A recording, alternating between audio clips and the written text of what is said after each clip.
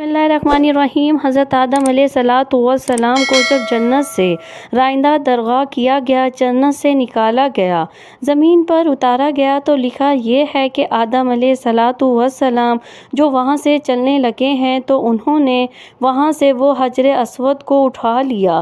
حجر اسود کو بطور موڑے کے یعنی بیٹھنے کے لیے ایک سیٹ کے طور پہ حجر اسود کو بغل میں لے لیا اور زمین پر اتار دیے گئے۔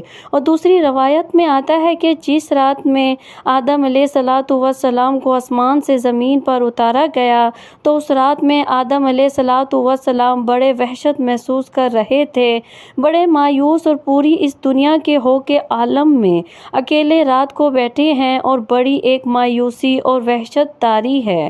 اسی رات میں اللہ تبارک و تعالیٰ نے جنت کے دو جوہر یعنی ایک حجر اسود اور دوسرے مقام ابراہیم، یہ دو پتھر اللہ تبارک و تعالیٰ نے اس رات میں آدم علیہ السلام کے ساتھ اتار دیے۔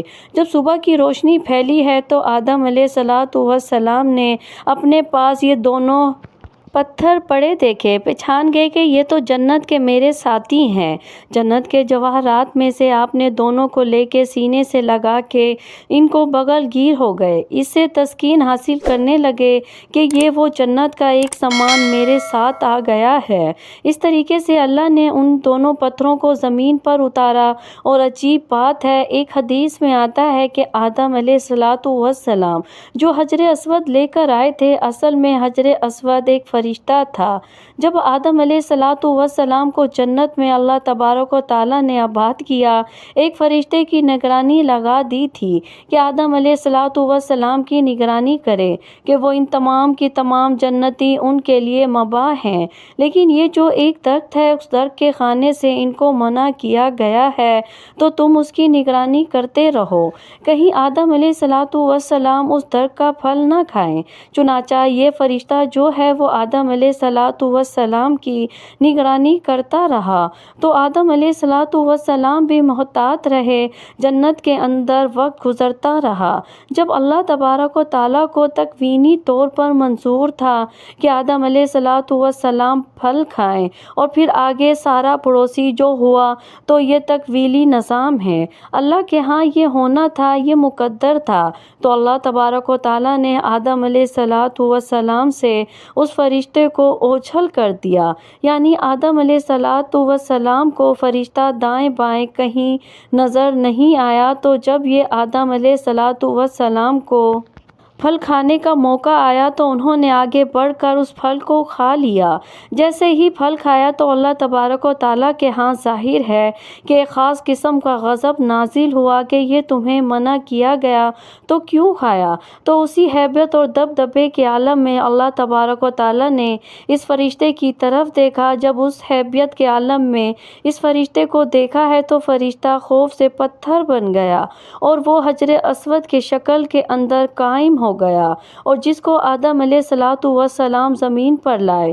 اس کی تائید ایک دوسری حدیث یہ ہوتی ہے کہ نبی کریم صلی اللہ علیہ وآلہ وسلم فرماتے ہیں کہ کل روز قیامت میں جب حجر اسود میدان حشر میں آئے گا تو اس کے دو کان ہوں گے، اس کی دو آنکھیں ہوں گی، اس کی زبان ہوگی، باقاعدہ ہاتھ ہوں گے، گویا کہ پورے ہاتھ پیر کے ساتھ یہ میدان حشر کے اندر پہنچے گا۔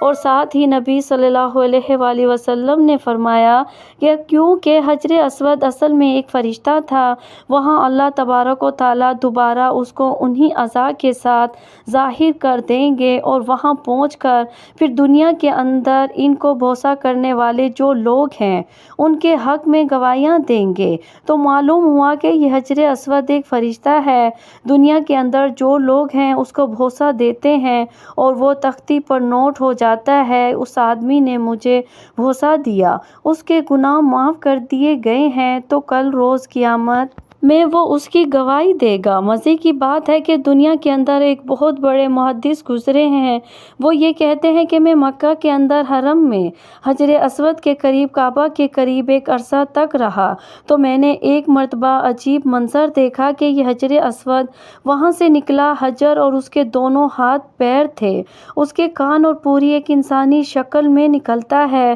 اور وہ نکلا اور کافی دور تک ٹہلتا ہوا اور دوبارہ وہ اسی جگہ قائم ہو گیا اور اسی طرح پتھر کی شکل اختیار کر دی۔ اس روایت سے تائید ہو گئی ہے کہ جو اس بڑے بڑے محدث نے یہ نظارہ دیکھا تو معلوم ہوا۔ حدیث میں آتا ہے کہ جب حجر اسود کی کوئی حج یا عمرہ کرنے والا بوسہ دیتا ہے تو حقیقت میں وہ اللہ سے مصافحہ کرتا ہے، اللہ سے سلام کرتا ہے، تو سلام کرنے کے نتیجے میں اللہ تبارک و تعالیٰ اس کے سارے گناہوں کو معاف کر دیتے ہیں، جیسے خود اور ایمان والے جب آپس میں ایک دوسرے سے مصافحہ کرتے ہیں۔ حدیث میں آتا ہے کہ ان دونوں کے الگ ہونے سے پہلے، ان کے مصافحے الگ ہونے سے پہلے اللہ گناہ معاف کر دیتے ہیں، تو وہاں حجر اسود کو مصافحہ گویا کہ اللہ سے مصافحہ ہے۔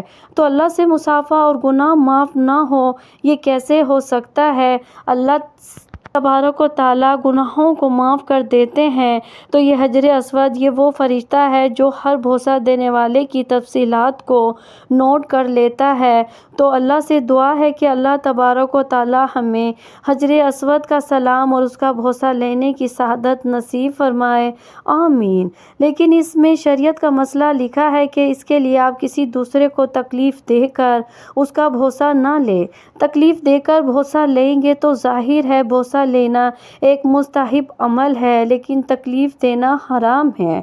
حرام کام کر کے ایک مستحب حاصل کریں گے، اللہ تبارک و تعالیٰ کے آگے اس کی کوئی قیمت نہیں۔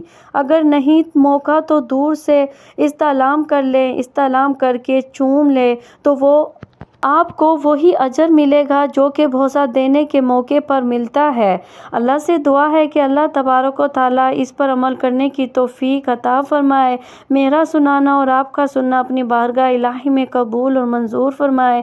ناظرین، آخر میں گزارش ہے کہ ویڈیو اچھی لگے تو اسے لائک، شیئر، سبسکرائب ضرور کیجیے گا۔ کمنٹس باکس میں اللہ تعالیٰ کے 99 ناموں میں سے ایک نام ضرور ٹائپ کیا کریں۔ جزاک اللہ خیر۔